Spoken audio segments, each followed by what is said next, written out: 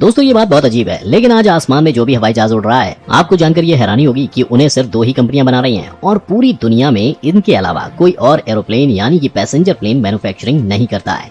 वो दोनों कंपनियां कोई और नहीं बल्कि जानी मानी कंपनी बोइंग और एयरबस है।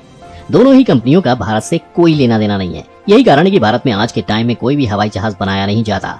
पर भारत में 1980 से हवाई जहाज बनाने का काम शुरू जरूर हुआ था, लेकिन वो शुरू हुआ काम सिर्फ शुरुआत तक ही रह गया और कभी भी भारत इस सेक्टर में खुद को मजबूत नहीं बना सका। ऐसा बिल्कुल भी नहीं है कि हमारे देश में रिसोर्सेज की कमी है या फिर जहाज बनाने के लिए जरूरी टैलेंट और नॉलेज की कमी है। आज भी भारत के इंजीनियर और डिजाइनर बहुत बेहतरीन क्वालिटी के अच्छे पैसेंजर हवाई जहाज बना सकते हैं। अब आप सोच रहे होंगे कि जब बना सकते हैं तो बनाते क्यों नहीं। इसके लिए आपको थोड़ा एविएशन मार्केट को समझना पड़ेगा, क्योंकि भारत ही क्या, भारत जैसे कई देशों के यहाँ प्लेन ना बना पाने का मेजर रीजन और कुछ नहीं बल्कि यही एविएशन मार्केट ही है, जिसको महज दो कंपनियां कठपुतली की तरह चला रही हैं, जिस वजह से यहाँ पर किसी भी बाहर की कंपनी को एंट्री नहीं मिलती और भारत भी उन्हीं देशों में आता है जिसको इस एविएशन मार्केट में एंट्री नहीं मिलती है। अब ऐसा क्यों है और कैसे इस मार्केट की शक्ल ऐसी बन गई कि इसमें किसी और की एंट्री अलाउड नहीं है, उसे समझने के लिए आपको इन दोनों कंपनियों के इतिहास को समझना पड़ेगा। तो आपको बता दें कि बोइंग और एयरबस कंपनी की सफलता के पीछे बहुत बड़ा इतिहास रहा है। बात करें बोइंग की तो 1918 में बोइंग की शुरुआत अमेरिका में हुई। एक लकड़ी व्यापारी ने अपने नाम पर एक एविएशन कंपनी खोली जिसका नाम बोइंग रखा गया और देखते ही देखते ये एक बहुत बड़ी कंपनी के नाम से उभर चुकी थी। शुरुआत में ये कंपनी वर्ल्ड वॉर के दौरान military aircraft, fighter jets, transportation craft बनाती थी, जिस वजह से ये कंपनी सरकार के लिए बहुत इंपॉर्टेंट कंपनी बनकर काफी लंबे समय तक रही। क्योंकि उस समय पर बोइंग के मार्केट में कोई नहीं था, इसलिए इसे सरकार भी बड़ा करने के लिए सपोर्ट करती थी। इसके बाद जब सेकेंड वर्ल्ड वॉर अपने चरम पर पहुंचा और अमेरिका इस जंग में एक पूरे धड़े को लीड करने लगा, तब बोइंग कंपनी सरकार के लिए एक पार्टनर की तरह बन गई, जिस वजह से उस टाइम पर सरकार ने $100 बिलियन तक की फंडिंग बोइंग कंपनी को दी, जिसके तहत बोइंग कंपनी ने वॉर के लिए बहुत सारे जेट्स, एयरक्राफ्ट, वो भी अलग अलग मॉडल के बना करके अमेरिकी सरकार को मुहैया करवाती रही।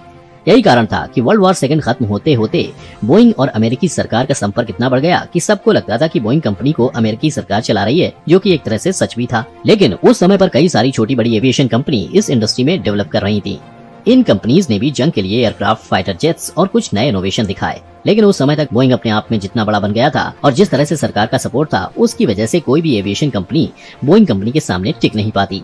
ऐसे में इस कंपनी से अमेरिका इस पूरे मार्केट को अपने अंडर में किए हुए था और पूरी दुनिया की एविएशन इंडस्ट्री में अमेरिका की मोनोपोली चल रही थी। इसी चीज को खत्म करने के लिए फिर दुनिया में बाकी के बड़े देश आगे आए और उन्होंने सोचा कि इसका कुछ किया जाना चाहिए। इसीलिए आखिर में जर्मनी, फ्रांस और यूके ने फाइनली ये फैसला किया कि सारे देश अपनी छोटी छोटी एविएशन कंपनियों को मिलाकर एक बड़ी और ताकतवर एविएशन कंपनी बनाएंगे, जिसके बाद उस ताकतवर कंपनी को बनाने की शुरुआत हुई, जिसका नाम रखा गया एयरबस। और इसी तरह एयरबस कंपनी वजूद में आई। तब से लेकर आज तक बोइंग और एयरबस ये दोनों कंपनियां मौजूद हैं और इन दोनों कंपनीज के सरकार के साथ स्ट्रॉन्ग रिलेशन है। अब रिलेशन है तो उससे फायदा क्या है, उसे समझें तो इन कंपनीज को सरकार की तरफ से बहुत बड़ी मात्रा में पैसे और रिसोर्सेज मिलते रहते हैं। इसी वजह से आज तक कोई भी कंपनी इनके सामने टिक नहीं पाई। और अगर कोई भी कंपनी कोई भी बड़े पैसेंजर जहाज बनाकर इन दोनों कंपनियों को पीछे छोड़ना चाहे तो ये दोनों कंपनियां उस नई कंपनी को डुबो देती हैं। ऐसा इसलिए होता है क्योंकि बहुत सारे एविएशन सेक्टर के जरूरी राइट्स सिर्फ इन दोनों के ही पास हैं, जिसकी वजह से नई कंपनी उस क्वालिटी का प्लेन नहीं बना पाती और फिर उनसे कोई भी एयरलाइन प्लेन नहीं खरीदती है। अब ऐसे में कोई नई कंपनी इस बात का रिस्क इसलिए नहीं लेती क्योंकि हवाई जहाज बनाने के लिए बहुत सारे कैपिटल्स की जरूरत पड़ती है और कोई भी नई कंपनी इतने सारे पैसे डुबाना नहीं चाहेगी। अब एक और फैक्टर आपको बताएं तो इस सेक्टर में लीड करने के लिए बोइंग और एयरबस कंपनी सरकार को अपनी साइड इसलिए रखती है ताकि वो एविएशन सेक्टर के नियमों को अपने मैन्युफैक्चरिंग के हिसाब से बदल सकें। अब इससे होता यह है कि जिस एक नियम पर अगर कोई नई कंपनी किसी देश में शुरू होती है तो इंटरनेशनल नियमों में बदलाव करके उसके प्लेन को उड़ने लायक ही नहीं छोड़ती ये कंपनियां। और तो और यही वजह है कि रूल्स इनके हिसाब से मोल्ड होने के कारण इन्हें कभी भी मेजर लॉस नहीं होता है। अब अगर वापस से भारत की बात पर आए तो भारत के पास सभी तरह के एयरक्राफ्ट बनाने की कैपेबिलिटी है और कई बार भारत छोटे छोटे एयरक्राफ्ट बना के बेच भी चुका है। पर जब बात आती है बड़े पैसेंजर जहाज बनाने की तो भारत इस मार्केट में सिर्फ खरीदार बन के रह जाता है और वो पिछले 75 सालों से प्लेन मैन्युफैक्चरिंग नहीं करता है। अब ऐसे में अगर भारत की कोई कंपनी इस मार्केट में उतरने की कोशिश भी करेगी तो वो भी एक दिन इन दोनों कंपनी बोइंग और एयरबस के टारगेट में आ जाएगी और उनके रूल्स और पॉलिसीज के बदौलत भारत भी इस मार्केट में नहीं टिक पाएगा। लेकिन यहाँ पर एक बात गौर करना चाहिए कि भले ही भारत की कोई कंपनी बड़े पैसेंजर प्लेन ना बना पाए, लेकिन अपने एयर स्पेस में उड़ने के लिए कंपनियां छोटे छोटे प्लेन बना सकती हैं।